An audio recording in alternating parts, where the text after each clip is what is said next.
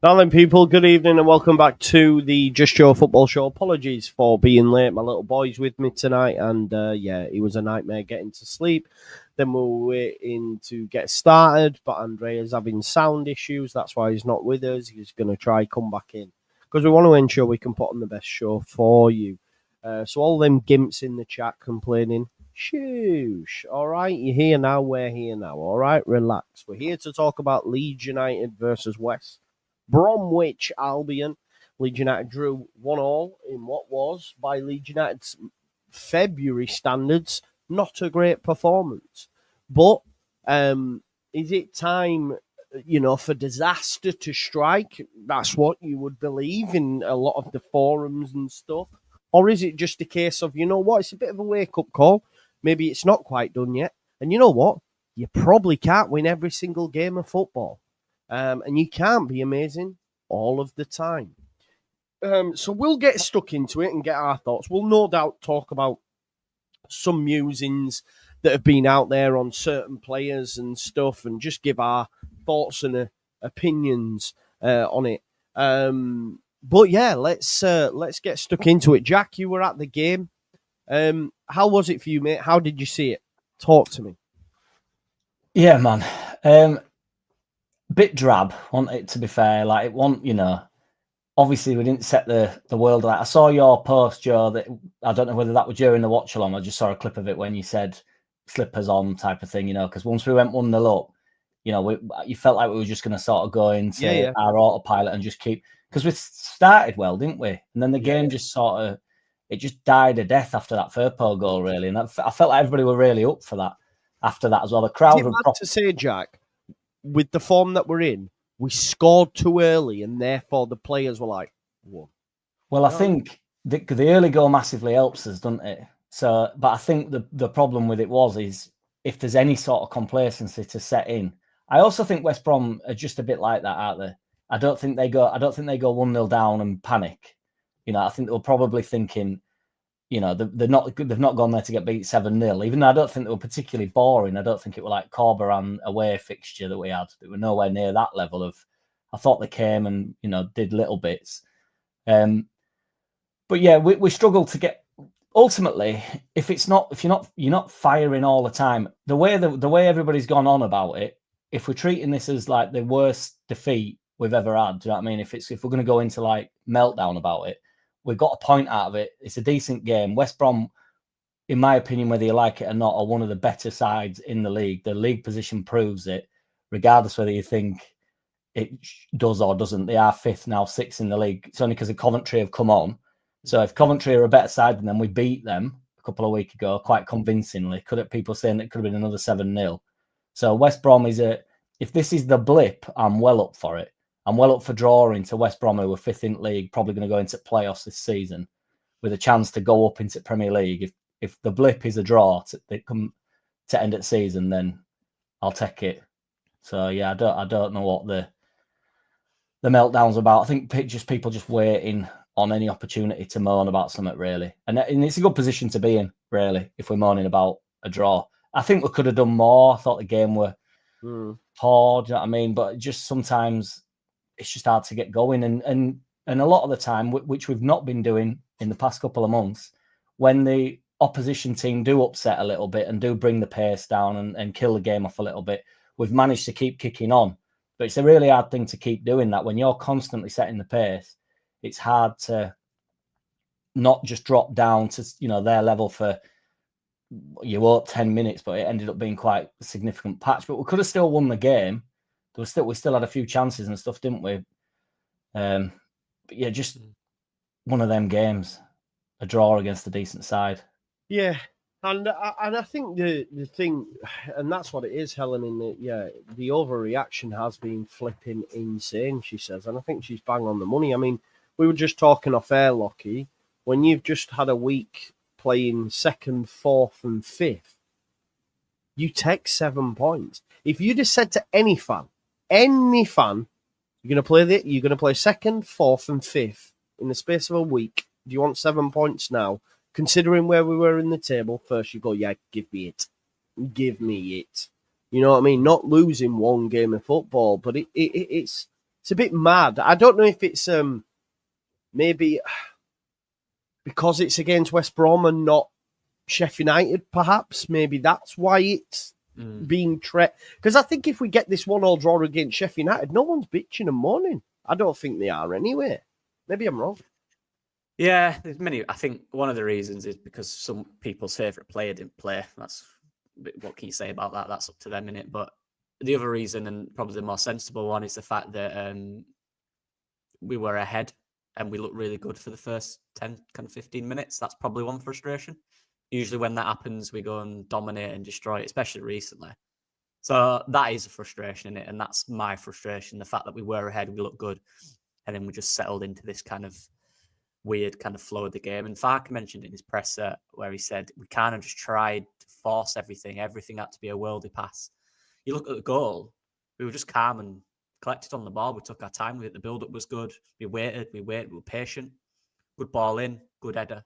When after that, we kind of, and he's right, every time we went forward, we tried to do it quickly and really direct, almost as if to, we've done this before, so we can keep doing it. When that doesn't happen. Sometimes the pass isn't right. Sometimes you're offside, which was annoying me. How many times you were offside, by the way?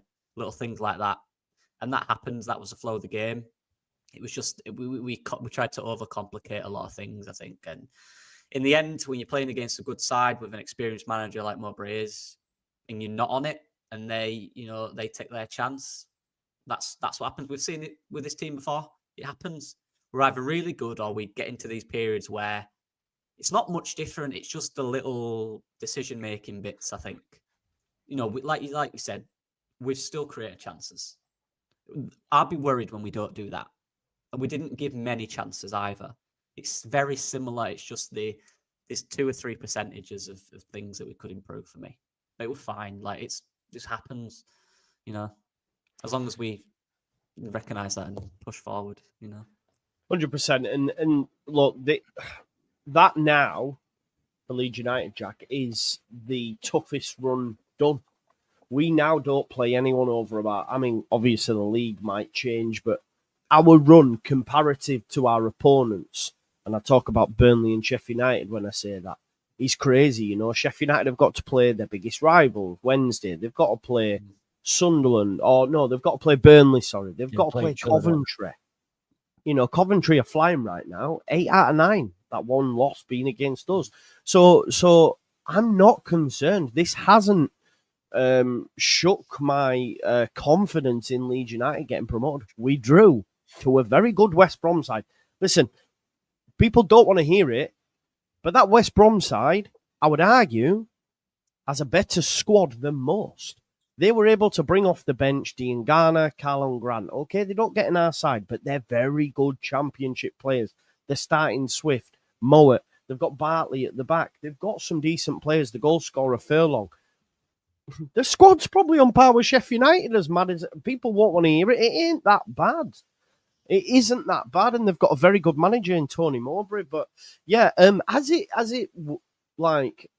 your confidence waned a little, dropping points? Like what's it done for you?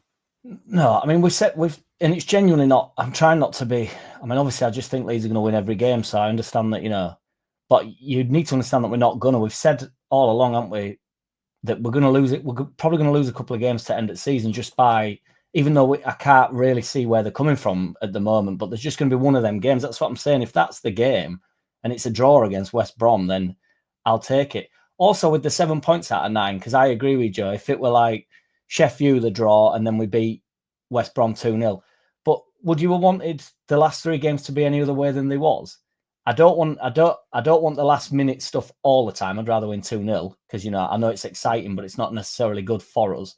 But in the short term, it's good for us. They're huge, huge results. If you flip them upside down, the league looks completely different, doesn't it? And then we are in a bit of a panic about the draw against West Brom.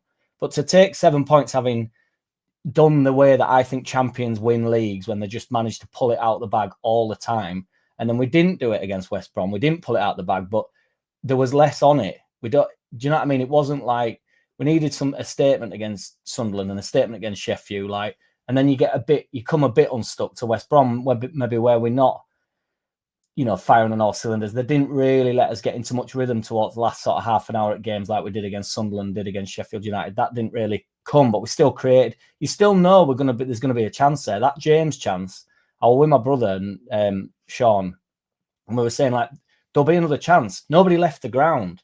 And people don't really normally leave at Ellen Road, but there's a few that leave.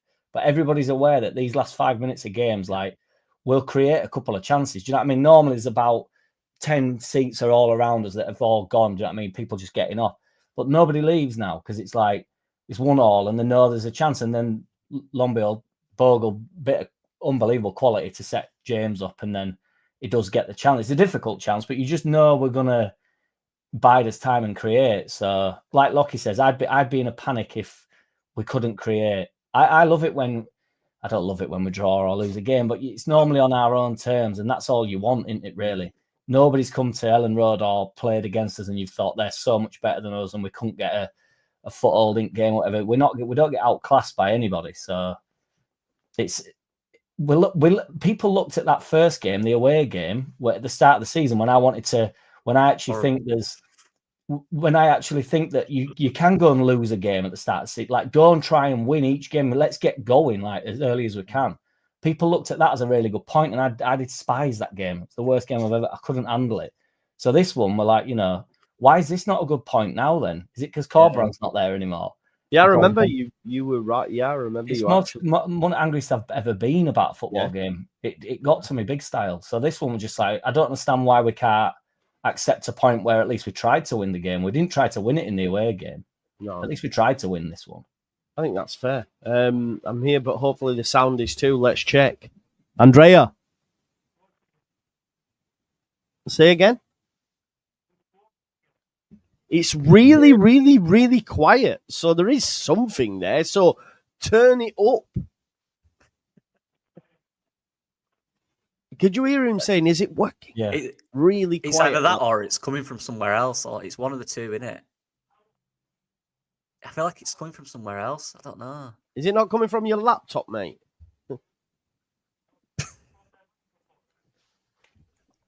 Nothing, man. It's so quiet.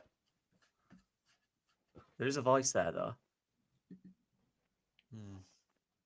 I'll tell you what. While Andrea tries to figure out his sound, Oliver makes a great point here. Seasonal average is 2.17 points per game. That's 7 points from 3 games. Is 2.33 points per game. So it's actually overperforming. Yeah, hey. You're in. So it's actually overperforming. Eh? Overperforming now? Yeah, no, you're there. You're there. Good, good. Yeah, you're good. You're good. Sorry. I was just reading the comment to say it was overperforming our seasonal average versus 3 top 6 sides. So that's when you look at it like that, it's on the money. But Andre, you're with us now, so hopefully, talk to us. Tell us your thoughts on that game. Well, first and foremost, it's finally over. You can hear me properly. Perfect. Okay. Well, I'm not too fussed about that, honestly. I think there was a little bit of an overreaction online about the game, and the result, but it's part of the process. I think you can't win every game, so of course it wasn't the best performance, but you still take a point. West Brom are a good side in terms of physicality. We struggled against them in the past, so they came to Ellen Road and they rolled out a good performance. Honestly, I was surprised by them. I expected less. They had a good game plan, especially on the wings with Johnston, especially in particular on the left. So I think they nullified Pirot and Aaronson, and that was the key in the game too. But like I said, I think we weren't able to play the Rouge game, so we struggled to find many solutions. I think the ball was a little bit too slow in terms of movement all around compared to recent games. But honestly, I'm not forced. I think it's still a good point. Of course, I will have been up here with the 3 points, but it's part of the process. Other teams have dropped points. We have Burnley who was drawing practically every game, in recent times. So, like I always said, once we are mathematically promoted, I will be looking at we're going to be champions. I won the trophy. But right now, I'm still looking at the gap with the third place team, because the only thing that I want is first get promoted, and then I'm going to be looking at, okay, let's get the top spot. So we haven't lost, and that's another good thing, because it's 17 games in a row that you haven't lost, and that run is unbelievable. Of course, like I said, after many games with great performances, Sunderland and Sheffield United in particular, you may have the sense that you're already there. You already, performing week in, week out with that kind of level of performance, So you get kind of used to it. And the first time you encounter a difficulty, you have to face it. After the good, and it's a great goal by Furlong, honestly. I've watched it before, went live again. It's a great goal. I think it's not savable. Maybe the only one at fault is Bogle, nobody positioning, but even if he marks him tightly and it's the ball like that, it's still a great goal. So yeah, it's a part of a process. I'm still happy. I think there was an overreaction, like always. I may agree on Ramazani, maybe because I thought that it was a game that Nyonte Ramazani could have come on earlier in the game. Honestly, I liked Ratwell and Tanaka, but there's again the old problem in these kind of games where you're struggling to get the ball in the middle, so you rely practically on James and Solomon to create something, because Pirot and Aaronson, like I said, they were nullified by them, and you don't have similar profiles. And without similar profiles, you still have to rely on your wingers, and this time the wingers that they didn't perform like on other days, So yeah, that's my view. Finally, after the sound problems, they can hire me at Apple now. Yeah, I think I did want to touch on Ramazani a little bit later on, and we will definitely get there, because obviously there's a conversation to be had about why he wasn't used and why we think that is, etc. And we can all give our thoughts on that. But we've all just give the. I mean, for me, look, West Brom are a good side. I did think when we went in front early, I thought this is going to be a cakewalk. I thought we were way better than them in the first 10 minutes. And then it almost felt to me, I thought off the ball we were still doing the things, but on the ball we became a little bit lethargic, a little bit lackadaisical, didn't keep possession of it enough. And I think Farkas said that afterwards, in terms of like going for the jugular all the time instead of maybe like relaxing the ball and having someone like maybe Gruev in there or an Ampadu that might just put their foot on it at times. I'm not saying that's the right decision. I think he will go back to playing Gruev on Sunday, but that's away, so it is what it is. But look, we all wanted Rothwell, myself included. I don't know. We allowed them to work their way into the game. Although, to be fair, John Swift had a chance before we even scored, didn't he, that he just put wide. And they have a good side, so it is what it is. It's 1-1. We move and we follow it up with a good performance on the road on Portsmouth, and everything's forgotten. But yeah, I do want to talk about some points. I'm just going to respond to Glenn. You've got a bite. Despite all the happy clapping, I don't know if you can cut. First and foremost, what's happy clapping? We're fucking top. We got 7 points in 3 games. I don't know. We're only 3 points in. When does the 10-point gap has started, because we're now 3. You don't win one game and get 10 points, bro. We're now 3, so there's a gap. Okay.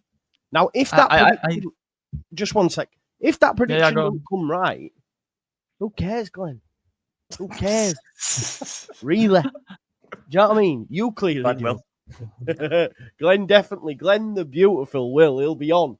We only won it by 9. I'll say, oh, damn. Sorry, Andrea. No worries at all. I think there's also this. It's related also to what I said, about the fact that I'm more focused on the gap between the third place and the first place right now than the gap between first and second place, honestly, because I don't care right now about the trophy. I just want to get promoted. I care about the trophy when we are automatically up.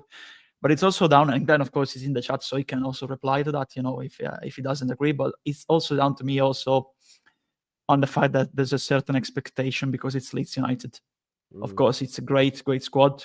maybe in certain games, of course, you don't have certain opportunities from the bench. Like I said, this kind of profiles, but it's difficult, this league, it's still difficult. We are having great performances because usually Parker sides, especially last season, if you look at the season he had at Norwich too, they perform pretty well between the new year and spring, but March is unforgivable. You have ups and downs. We know the Championship, there's teams that are fighting for their life. For example, Portsmouth is one of them. Teams that are fighting to get into the playoffs. So it will be absolutely a battle. So there's not an easy game. We were absolutely sailing, against Cardiff, against other team, but against Sunderland it wasn't easy. Against Sheffield United it wasn't easy, and we managed to get out of those 2 games with 3 points against Sunderland and 3 points against Sheffield United, because that's mentality. We still need to get that mentality going. Nothing is guaranteed. Even if it's Leeds United, it has Leeds United on the badge, it's nothing on the shirt. It's not guaranteed. So we need to keep that mentality, that angry wolf mentality. I'm happy I'm clapping. Yeah.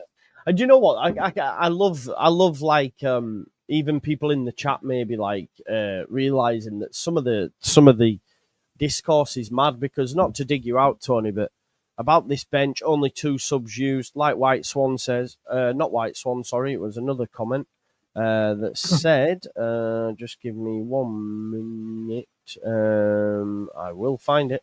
Our subs have been the most effective in the division this season. We've scored the latest goal. We've got the most goals by subs.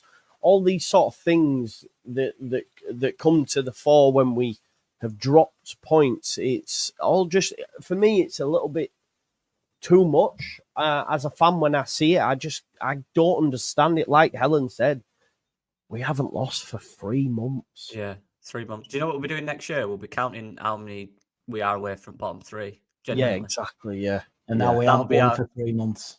Yeah, so let's. I mean, to people do what they want. Just enjoy it, man. It's fine. Enjoy what it is about the bench as well.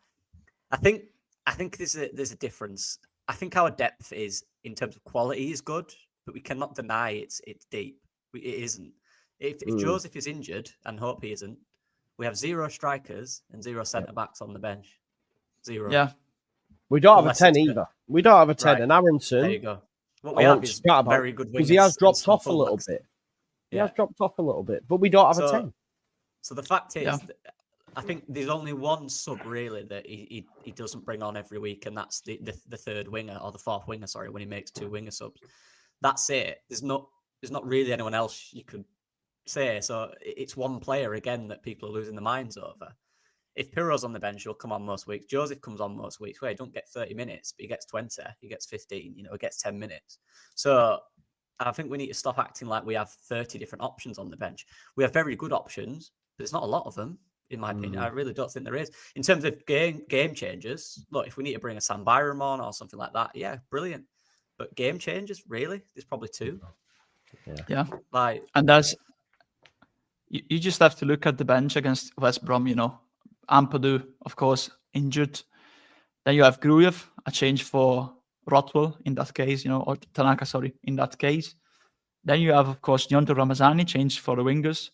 Joseph, changed for the number 9, but apart of them, you have Kilavogi, another number 6, or a change for the centre back. He's not a centre back, but like we saw in the FA Cup, if something happens to the centre backs, he will be stepping in as a centre back. And then you have changes on the fullbacks, but you don't have the change for the number 10. And in the 9, even, we have our own opinions, but we have Joseph. Joseph did a good run in that game. He was sharp. Still a little bit of a heavy run in a certain case when he's back on goal. When he's pressured by the centre backs, he's not improving in that specific part of his game. Why? Because he's still a young player. He's still young in terms of it's his first full season. He's the same age as Nyonto. But Nyonto is a seasoned player. Joseph is 21, 22 now. So under 21 still for Spain, but it's his first full season, basically. First season with real responsibilities, and you feel the pressure when you are the backup striker for a team that wants to get promoted. Other teams, in other leagues, they have two proper nines, and we saw that Pirot is very lethal in certain parts of his game.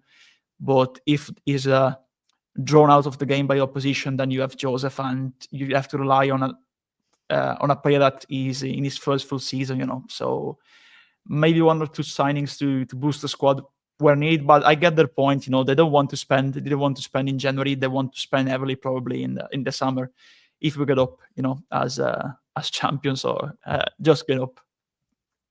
And that's what it's about, isn't it? It's about just getting up out of the division. Is anyone concerned that we might not? Every day of my life, mate. But I'm just thinking what pandemic could come next. You know what I mean? I don't know what's going to go on. I have no idea, but I'm not no. If you're asking me straight, I'm not concerned though. By what I'm watching and what I've seen from this team this season, now they've grown. Absolutely not. The only concern is there's still his Leeds bit that's always in there. I can't get rid of it. But we look good. I don't. We look like a good team. It's the players seem ready. They seem confident. Maybe a little too overconfident at times. But that's you're winning. You're class, aren't you? You've not lost in 3 months. Of course, you're going to be confident, and that's where the manager's there to taper it a little bit. Which you get criticised for, by the way. It's crazy. Like we look like a good team. We've been good. People won't like to say this. We've been very good for 2 whole seasons now. Very good. We've had small dips in each season, and they've cost us. Now, I might opinion, I don't know if you guys think, but in Farke's reign, I genuinely think in the last 2-3 months, or maybe 2 months, this is the best we've played. I think we look so good and well balanced. I don't know what you guys think. No, yeah. Yeah, absolutely. There's only one thing I'm worried about, honestly. And you know what it is, is the international break. Oh, I don't. Yeah. I absolutely despise what the international break can do to us. I really hope that the Welsh lads don't go. Honestly, it will be difficult, but I don't want players that get injured, Absolutely, hopefully. Can I just say on the subs? I just wanted to it's only a little thing, but what's happened to? I know it's like modern day moaning football, but what's happened to actually just giving some players 90 minutes though? If you've ever played a game of football before and you're trying to influence the game from being on wing, I mean, James were brilliant against, I think, Sheffield United, but up until the subs, he wasn't good. He wasn't particularly flying, and then I think he got the 2 assists or something he got. So, these lads are actually, believe it or not, ready to play 90 minutes. They are okay playing 90 minutes. You don't have to drag. We're all saying that we're getting the best players off the bench. So the best players on the bench have to come on. But the best players are on the pitch. So they need to be kept on the pitch. There's something to be said where Farke holds his nerve and says, no, I'm going to give James 90 minutes because if he gets a chance, I think he'll score. I think he'll assist. I think, you don't have to use these players. I agree. If it's not going well, switch it up, get the boys on, bring the reinforcements in because you've not done enough. But I just think, I think Farke backs his players enough to be 70 minutes to go. No, James, you're getting another 20 minutes because I think you'll do something for me. And up until West Brom, he had been doing. So, and he did get his chance. It was a difficult chance towards the end. But, James doesn't slow down. And even if he lost 8 yards of pace in the last 10 minutes, he'd still be 10 yards faster than everybody else. So it's not like, once he sets off, for some reason, it's like everybody else, like nobody calls for Bogle to get substituted or Firpo to get substituted. It's because they're the wing backs and we're not bothered about them. You don't have to swap them because they're min. Do you know what I mean? So it's fine. But if we had another Bogle at right back, would people be like, get Bogle off and get Bogle on? Do you know what I mean? It's like, what? I don't get it. It's just pointless. No. He doesn't have to use all. It's not champ manager. You don't have to bring them all on, keep them all happy. And I actually think it's a tactic of his where he doesn't use a certain player for a couple of weeks. Then he brings Nonto on against Sheffield and he's bang up for it. Yeah, he does really well. Nonto does it. I thought I had to give him longer, having said that against Burnley. But I think he deserved his opportunity again. He earned that in the Sheffield game. I think Farke gets it right more often than not. Definitely. You know what it is, Jack? It's a great point. Sorry, Judges. All right. I was just going to say, because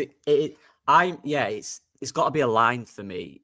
I honestly don't like over rotation. I think it's pointless. I think it takes responsibility away. And it's the idea that if you're playing bad or you can come off, someone else will try to do your job. And Jack's right. you've worked all week, every session with that 11. That's the team that you want to win the game. If that team's not doing their job, there is something to say about, well, they will do their job. I've given them that responsibility. And that's what Farke, he's big on responsibility. We all know that. He wants these players to make their own decisions and to, in the moment, do their thing to score the goals. That's what he's about. And there is something to say about it. If the player's not playing well, but it's a Dan James or it's a Solomon or it's a Pirro, and you take them off, what are you saying to them? To me, that's saying, if you're not playing well, you can come off. He's saying, no, you're going to win the game for me because you're the players I've trusted in. But then again, you are right. If it's tactically or it's not that he's not playing well, but they've just got his number that day, then you make a sub. Then you look, do they look tired? Can we make a sub? But I agree. Look, I think it's over. I'm like, people complain you don't make subs at half time. I know people might disagree, but for me personally, I don't like that. I think if you've made a sub at half time, something's failed in the game. I think your preparation is wrong. And you have to take credit for that. If it's wrong, credit, whatever, you know. But for me, yeah, I agree. I think there's got to be a line. I do think Nonto should have got longer. But having said that, you know, you've got two wingers in the league that are very good. I don't like it when we take Joe Pirro off. I know it doesn't happen much now. But I used to hate when he get brought off because even if he was playing bad, because he will get a chance. And in the end of the game, who do you want a chance to fall to? You know? So it is a fine line, definitely, for me. The sub stuff. Also, when the board comes up, if anybody's ever played, it's like, I hope this isn't me. And then when it gives you a lift. You think that I'm not coming. I've got an extra, because you think your game's up, don't you? And so there's a bit of panic sets in. There's a lad warming up. You think, you know, if Nonto's getting ready, you think, is this me? Is it Solomon? Is it my teammate? Do you know what I mean? Or am I coming up? And then when you don't, you go, right, I've been backed. The manager's seen what I've been doing, because they're only bothered about the self. I know it's a team game, but ultimately you're just trying to perform to the best of your ability, aren't you? So you're only looking at yourself and you're hoping that the manager's seen what you've been trying to do. Do you know what I mean? It's not a failing of yours. So when you get left on, it's like, right. And it does give you a massive energy boost. And you think, I'm going to go and do it for him now. And I agree with what you said, lads, 100%. There's also another thing, you know, and that I don't like on this thing, you know, is the fact that when we're not winning a game, like I said, there's, you know, as I read many comments, for example, on Aaronson, Solomon is useless on X, for example, comments on Pirro, you know, it's, of course, people can judge their performances, you know. I said Pirro and Aaronson were taken out of the game. They weren't practically influenced in that game. But there's a difference between saying they were uninfluenced, you know, in that game, and saying they are bad footballers. They are I don't know if I can say the word, but I can. They were shy. These kind of comments, you know. But yeah, you know, I don't think. I think there's that. You need to take into account the fact that there's also the opposition in the pitch, and West Brom had a good game plan. Our game plan didn't work very well against them. We struggled to create and move the ball like we usually do. So you need to give credit also to the opposition, honestly. It's not down to Solomon was useless. He didn't do anything. In fact, he did the same again as James, you know. But when they did the ball, of course, one of them even had the assist, you know. They do that many times. They had a weaker game compared to others, but there's a difference between saying they had a bad game and they are useless footballers and all of that. But honestly, that's what amuses me the most. You know, that's insane. There's like a little bit of targeting against certain players in the Leeds United squad when we don't win a game, and that's insane because we are first. We drew. We didn't lose the game.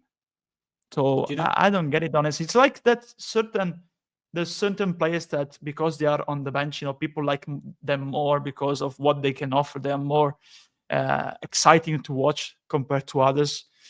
So they really want them to play. I get it, of course. Everyone has their favorites, but there's no reason if you have your favorites to opt that another player, you know, plays bad. But I don't know. I've seen it all now. What are the answers? Okay, so I'm seeing Solomon and Ramazani getting pelters, right? Yeah. What are the answers? Right, okay. Play Ramazani. Understand it. Top player. Why is he not being used? That's what I would ask the question. Because I think he should have been used. I said this as well. Why is he not being used? Why has he now gone further down the pecking order than Willie Gnonto? Anyone who wants a different answer to Brendan, we don't have a 10. The only other option is to play Pirro in there and Joseph in the 9. The same people that want Ramazani and different 10 and all that love Joseph. Explain to me what Joseph's going to bring us. It's mad. It's like Player FC. I don't understand it. Yeah, I do not understand it. Yeah. It fucking boy. To be honest, it balls my piss. About a month and a half ago, Solomon was easily our best player. Easily. Maybe 2 months ago, whenever it was. Now all of a sudden, to be honest, Yorkshireman, we don't agree on a lot. But like, I don't even know what the fuck this means. The fuck does this even mean? What? So he scores goals, but it's not against good enough opposition. So it's not Rotter, right? He's not the similar the same player as Rotter. Completely different profiles. Even the areas they cover on the pitch, they are completely used differently. Yeah, I did. You need Aaronson in the build-up because I saw that. Was that about Solomon or Aaronson? That message. Solomon. Yeah. So he scored against the exact same teams as Ramazani has this season. Well, that's interesting. Isn't it? Yeah, it is. Yeah.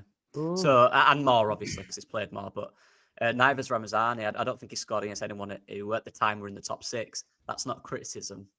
That's just football. Yeah. That's the way it is.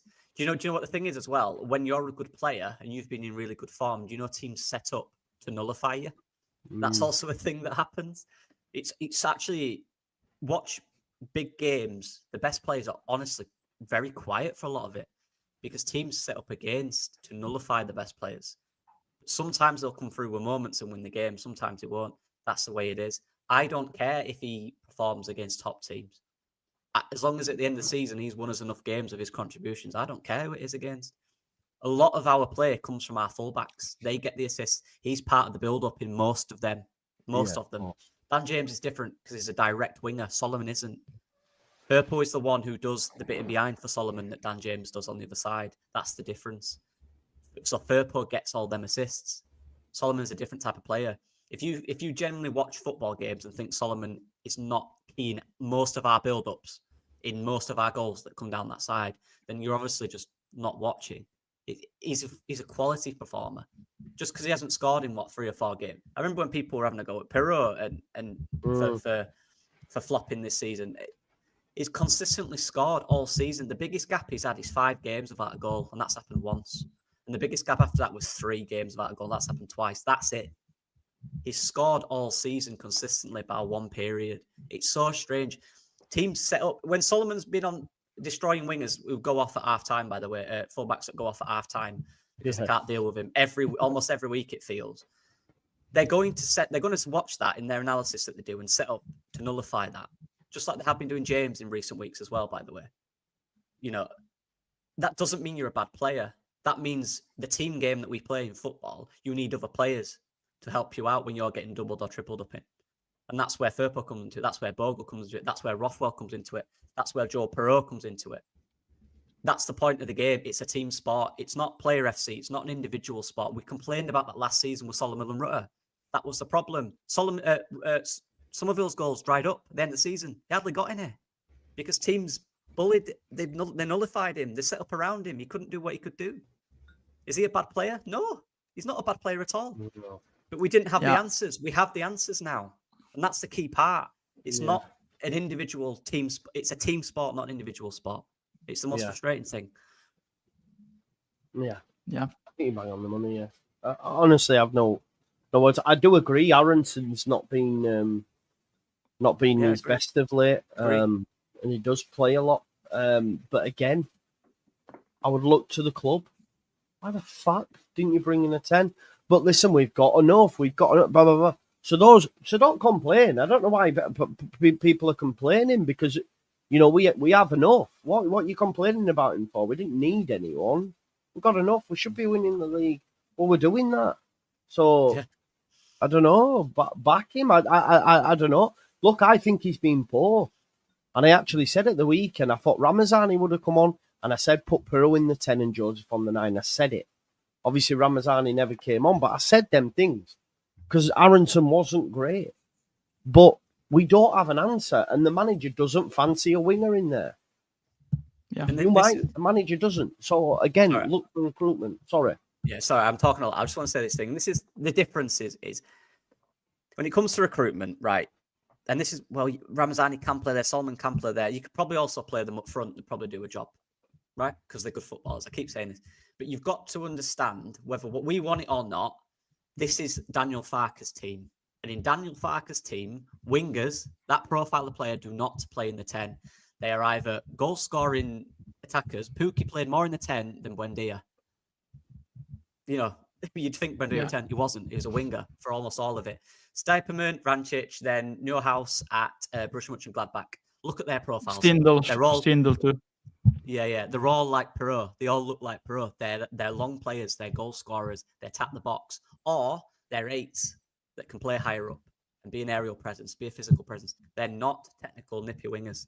That's not what he wants. Whether we think it'll work or not, that's not what he wants. So that he's not going to do that unless there is big problems there. And that's the difference, I think. Yeah. And if you go, I still use the hypothetical, you know, if you go up, because you know my superstition, if you go up next season, you need to spend heavily, not on the 9, which is of course an important position to fill. But I think it's even more vital to spend wisely in the number 10, because that's the key. You see how the number 10s are important in the Premier League. You know, look how many players, attacking midfielders, you know, are vital. Even in the team that are, you know, overperforming, that are doing well, like Brighton, like Nottingham Forest. You know, that's the position that we need to bring in a proper talent as a starter. Apart from the other number 9 as a starter, you know, these are the 2 positions that you need to fill out in the Premier League. Absolutely. If you need to splash cash, you know, these 2 are the most vital ones. But like he said, you know, even Norwich, Vrancic, Stuyperman, all different profiles. And Aaronson, you can expect Aaronson to have the same goals as Rutter, who arrived as a number 9, you know. It was presented by Victor Orta as the number 9.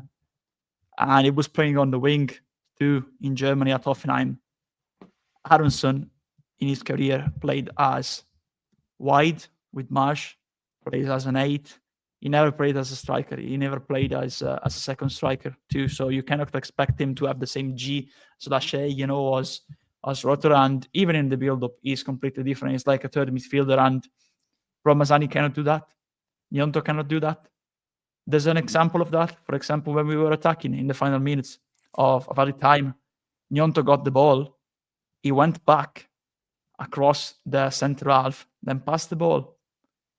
Because he doesn't know, like Ramazani, how to play in the number 10, because both of them are not midfielders. They are wingers. They are 1v1 players. Even James and Solomon, they cannot play in the 10.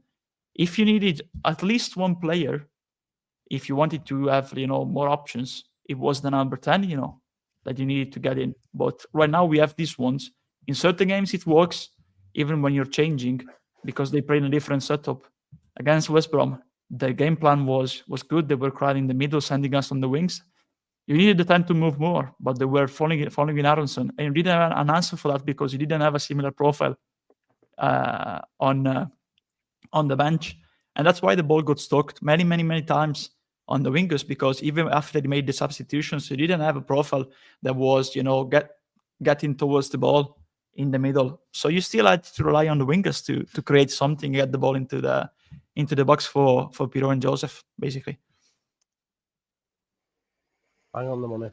Don't think, Jack, do you wanna chip in? No, just to say on Aaronson, I'd give him a bit of a break, to be honest. I think he's had a good season thus far. I think he's had a couple of off games. I don't think he's been ghastly. It's not like he's making mistakes or whatever. He's still working hard like he does. I know nobody likes hearing that players work hard because you're not allowed to do that for some reason, but he still does do that. And then he's been getting brought off. So I don't really know. You know, it's not like he's the only 10 and Farke just will not remove him from the pitch. It's like if he's not played very well, he's come off, hasn't he? So other than bring him off, I don't know what you want Farke to do, really. I'm relatively buzzing with it. Every time I see Joseph pop up, I'm hoping it's Peru into the 10, which if you'd have thought I was saying that last year at the start of the season, you know, they've been laughed at. But ultimately, I might still be laughed at, and that's fine. But Peru is good in the 10 now. He just is. And I wouldn't want it from the start of the games, to be fair. But I think for 15, 20 minutes when Joseph comes on, I can't see a problem whatsoever with Peru being in that 10. He's actually picked up a couple of assists and goals from that 10 role. So, as I say, I wouldn't want it for the whole game because I think it's perhaps pushing your luck a little bit with it. But he can definitely understands the role more now. I just think Aaronson needs a bit of a... I don't even think it's a fatigue thing. I don't want to go down that road with it because I don't think it's fair on him. I just think he's had a couple of off games. I think he'll, you know, Farker will hopefully light a bit of a flame under his toes and he'll get going again, you know. And then if he pops up and gets a goal, we don't need to be firing on all cylinders. I say this all the time, but like all we have to do is if we get 7 points every 3 games, we're going to go up, aren't we? Like for the rest of the season, we're going to be all right, boys. We're off up. Don't worry about like individual one-game performances. I know they stack up and it becomes a problem, but we're not in a problem position. We're in a brilliant position. So just allow players 90 minutes, 180 minutes. Just let them have it. You know, we're still winning games, still thumping teams. Like it's just it's knee-jerk reaction to a couple of players not being quite bang at it like they have been. So, and when they get back on it, if, like I say, if they've all fallen off at wagon, all 11 of them, you'd think, what is going on? But a couple of them just dropping. And what type of percentages are we talking with Aaronson dropping? 15% drop, would you say, from what he's been at? You know, which is a drop off. There's an evident drop off in past couple of games, but I just don't think it's panic stations for Aaronson at all. So, and he'll start him again weekend. Yeah, he'll start. And he'll start the weekend. And you know what? Again, I hope Solomon and Aaronson fucking both bag. Honestly, I hope they do. I honestly can't. I just want them to. So bad. Like, I just think it's a massive overreaction. But the facts are, if Pascal Strout doesn't make a stupid challenge, we win the game 1-0, and we're not even having this conversation. Yeah, that goal. I did just... Go on, Andre. No, probably you laugh at me for this, but you know, people used to criticize to, you know, Solomon and Aaronson, for example, because they are very, very down to earth guys. You know, they don't use or show too much on the pitch and socials. You know, so they are not, you know, exotic characters. You know, they're very humble, very down to earth. So they don't stand out. So there's also a reason why they don't seem tough from the outside, but they Aaronson runs a lot on the pitch.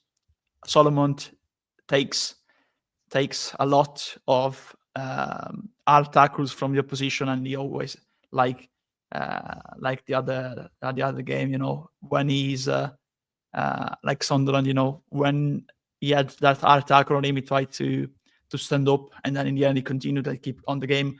One other thing, you know, I agree with Jack about the Pirot thing for 10-15 minutes, but why? Because if you look at the Ramazani, if you look at Nyonto, if you look at Aaronson, if you look, at James or Solomon, they're not physical. At least Pirot, he can do a physical battle there. He can hold the ball when you need to get the ball higher. You know, even if you're winning 1-0, you know, you need to preserve the ball higher out the pitch, and Pirot can do that because he's a physical one compared to the others. That's the reason for me, you know. Yeah. Anyway, I want to fucking move it on because it's a bit mind numbing. Genuinely, it's mind numbing how we can be ready to sort of throw the towel in. It seems Portsmouth away at the weekend, lads. How do we see it? How do we see it? Like people potentially want changes. I think we might see one, and I think it'll be Gruev coming in for Rothwell, and that'll probably be a lot. I don't know what you folks think. Yeah. Or with it being maybe a lesser, if we could call them a lesser opposition, will he keep Rothwell in there potentially? Maybe. They're all good at that. I keep saying this. You know, people try and separate players like they're enemies and they don't like each other. You know, they're all good players that get on with each other and respect each other. Like if Ramazani starts, if Nonto starts, if you know Joseph starts, Gruev, I'm fine with any of it because they're all good players who are all too good for the opposition on their day. So that's the decision of the manager, and that's what I like about our team. I'm not going to see a name on the team sheet and go, oh, why is he playing? I like them all. I think they're all capable on the day. It's about getting that balance right. But I don't see what I think he'll keep it. I do. I think he'll keep it the same. I know the home and away thing, so maybe Gruev will come in, but I've just got a feeling he'll want to keep it similar, to be honest with you. But what a week between the game. Is there any more midweeks coming up? The week after, yeah. So it's Portsmouth, Millwall, QPR, and then international break. I reckon maybe Gruev might come in for that Millwall game. Maybe. Yeah, fair. But yeah, I think it might be the same, mate. But at the end of the day, I don't care. They're all good. Do you know what I mean? So I'm not bothered. Someone give more interesting answer, please. That was... No one? No, nothing. Jack, go ahead, Jack. I think he'll stay with Rothwell. I actually do, and normally a week ago I wouldn't have said that.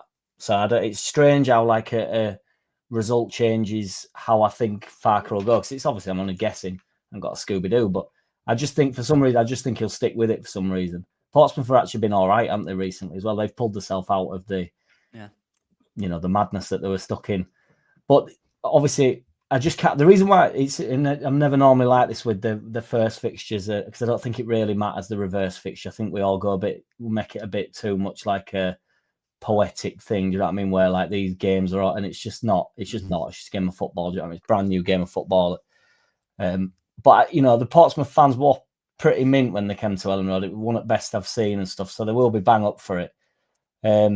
But I think he'll stay with Rothwell because I think the game will be a lot more subdued than the madness that we had. I think we'll probably just go and be really comfortable on ball and stuff and probably just win the game 2-0. So I think he'll stick with Rothwell, and I agree with Lockie. When the games come thick and fast next week, I think he'll go to Gruev in one of them games. But I think, and I truly do believe how Farker is, and I've said it about a few players today, but I do mean it. I do think they deserve. I can't see, you've thrown them under the bus. Rothwell's done really well off the bench twice. We have an injury in that position. He legitimately earned his place in the team. To then you basically pinning the 1-1, which I still think is a decent result, but for the people that don't, you're pinning that on him, in my opinion, if you drag him out of it. There's no real need to do it. So I think you've got to give him another 90 minutes at it. Or I think it's like a gesture thing, as though it's like a charity thing where we just, you sort of earned your 90 minutes, but we drew 1-1, so you're back on bench type of thing. There's more. I think there's more to it than that, and I think so. For that reason, I think he'll stick with Rothwell. And Portsmouth are, whether they're on a good run or not, towards bottom of the league. So Rothwell should be able to control the game. So I think he'll stick with him. I think he might go Gruev, Rothwell. I think Tanaka might get the rest and get on in the second half, honestly. How dare you? Because I dare. I dare because it's gonna be a tough game. Gruev is a tough player in this kind of games. You need Gruev, because you can get out, you can get called out on the counter, and you need Gruev to give you more balance, at the back. And honestly, Portsmouth this is a tough place to go. Fratton Park, very very edgy, very in your face, hostile. It's always they are a different team down there, in Fratton Park compared to when they play away. It's always been a difficult place to go. Very similar to the old days. They haven't changed the atmosphere compared to modern football, compared to other grounds, to other teams that changed the ground, to modern ones like Southampton, for example. Look at the Della, look at them at St. Mary's, So I don't think it's gonna be an easy game. I don't think they're gonna sit back and let us play with the ball. I think they'll try to attack us high for a bit, like West Brom did at the start, and it worked. Oriented pressing. They're going to run a lot because they are a team that runs a lot. it's going to be, you know, remember QPR last season, you know, when we played at Rough Road and lost 4-0, you know, I'm going to say it's going to end in the same fashion, you know, but I expect a game of a similar intensity, you know, because the Portsmouth, of course, they are out of the relegation zone, but they still need points to get to safety as quickly as possible, you know. And coming out of a good run in the recent 5 games, you know, when you play the top of the table, team at the top of the table, you know, you usually attract a large crowd, and it's going to be a special day for their fans. So we have a good welcome committee waiting for us, I think, down there. We need to be ready with the proper mindset, with the proper dirty Leeds mindset this time, because it's not gonna be clean. It's gonna be dirty, very dirty in front of the park. Yeah. Yeah, it won't be easy. It's a bit of a free hit for him as well, and I don't like saying free hits, but when they are, I'm trying to work it out, but my maths is terrible. 7 or 8 points out at drop now, which is really, you know, they're taking that one 5 or 6 games ago, so that's really positive for them. So going into this, like Andrea says, they can just get bang up for it. Just think, let's have a bit of a go, you know, and proper go for it, and the fans will be well up for it. They're a good club out of Portsmouth. Yeah. I like them. Yeah, definitely. Yeah, they even did a career years ago from League 2 to Premier League in FIFA. And they're like mid-table for home form as well. They've got 3 wins, well, 1 loss in the last 5 at home, and that came against Millwall. They drew with Burnley at their place, beat Cardiff, QPR, and Stoke. I mean, them 3 wins are not against amazing opposition, but it won't be easy. This is one of them games where you might see certain teams shrink that are near the top. You know, a team that wants to stay in this league with a real good fan base, a loyal fan base, who are decent at home, who are near the bottom of that league. You know, big scalp Leeds United come in. You know, that's got that mentality where they're going to want this a lot. I think it's, like Andrea said, it's going to be a physical, dirty game. But yeah, I say this every week, Joe, but we've just got to be on top of ours. That's all we've got to do. We've got to do our job. Don't slip. That's not do this slow starting stuff, this looking scared the first 15, 20 minutes. I don't like that. I'm done with that stuff now. We need to go there with intent from the start for me. That's why I do. I know I bang on about Rothwell like he's mad, as though I've just never seen somebody play like him. And I don't even think he's the best player at the frigging club. And I cannot shut up about the bloke. But it's crazy. I don't know why. I'm like obsessed with him past couple of weeks. I don't understand it myself. But I do trust him to get. I think when he gets on the ball, I just think that, I know I've said it last week, but there's 2 ways of killing games off, or controlling games. And the way he goes about it, I think when the teams are nasty and they do want a bit of a scrap, I just think players like Rothwell get old at ball, and he's always full of intensity. You don't know where he's going to go with it. I think it could be the type of game that he excels in. So. There's a good account on X, you know, on Twitter, called the Rothwell Howitzer. I don't know the correct pronunciation. You know, that he's posting like every day a picture of Joe Rothwell instead of Jake Gyllenhaal or other actors, you know, in a movie cover, until he scores a howitzer, basically a screamer. I think it means a that's screamer, right. You know? Yeah. Go on, that can get behind. But yeah, I've seen the account, mate. It's brilliant. Good stuff. Well, I think we'll leave it there. We managed to squeeze an hour out of it. I sort of wish we had a midweek game so we could get over this one, because it's just going to be the same conversations leading up to it. This player shouldn't start that way, and then the lineup will come out and everyone will be fuming, and then it'll be 0-0 at half time, and we'll be going, "Get out! It's coming, man! I can see it all already." But hopefully it'll be good. Hopefully Joseph's not injured as well, because me, if he's injured, then I don't know what we do. Yeah, mad. So yeah, Harry Gray. Harry Gray. Harry Gray, maybe. Just played for 21s. Played all right. Yeah, time is now. Maybe. DeBeo just scored, by the way, for 21s in 95th minute to get a draw. There you go. Tomorrow's Cardiff versus Burnley. I might be on, but not till like half time, folks, because I've got my little boy because his mum's away, and then I've got football training with my daughter, so I'm a bit all over the shop. But I'll try and get on probably the second half. But then again, if Burnley are winning 2-0 at half time, I'll not even fucking bother. You know what I mean? So we'll see. Make sure you go check out Jack City City of Leeds fans, please do that. Great content over there. Always a laugh. Make sure, sorry, lads. Hang on. Oh, God. Make sure you check out Lockie Leeds for all your tactical and, all your tactical nous. He knows the game like no other. And, of course, Andrea as well, who just likes every single sport that involves Italians. So, yeah. Check all that out. I'm going to go finally watch the Elimination Chamber match, the final one. Steve, who watches this White Snake Bite, he spoiled it for me.